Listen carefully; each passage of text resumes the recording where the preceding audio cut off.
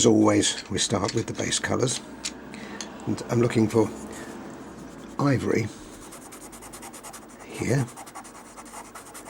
Okay, and we're looking for the roof. We're looking initially for a light grey, so that will be the 1230, which is our light bluey grey. Now I'll complete the whole of that. Right, now I've done all the base colours there except for the mine and the telephone box. Being red, we'll use different technique there. Basically, I've got one of the things we've got to worry about here is getting that to stand away against the sky.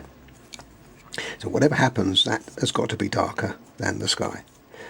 And because it's a very light building, we've got one or two little problems. Well, we can get over that.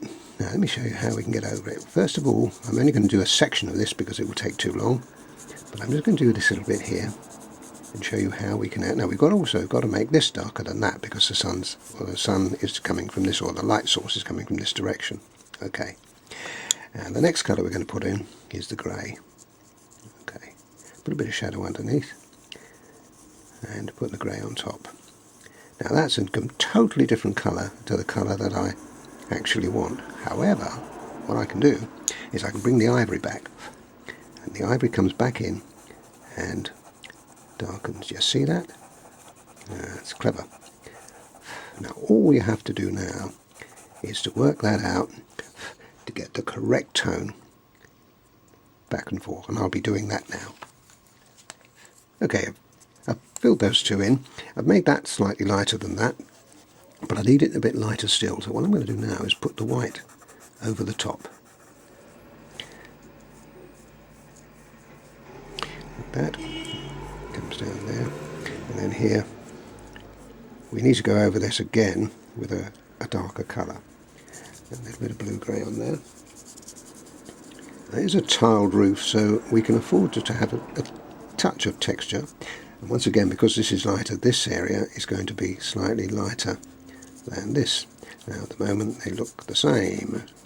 Right, now we need to just use our blender just carefully. I don't want to overblend this, so I'm only just touching it to leave a little texture in there.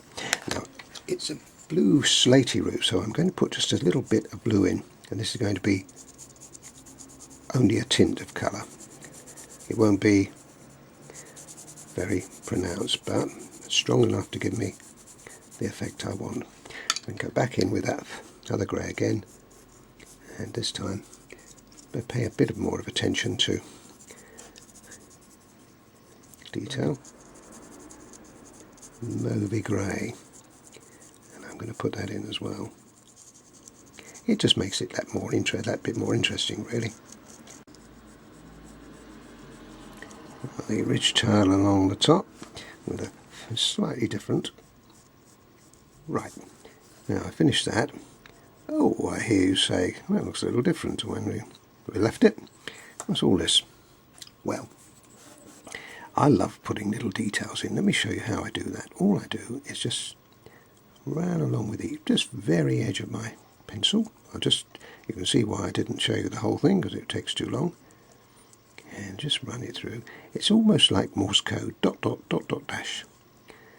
And the end product is quite amazing.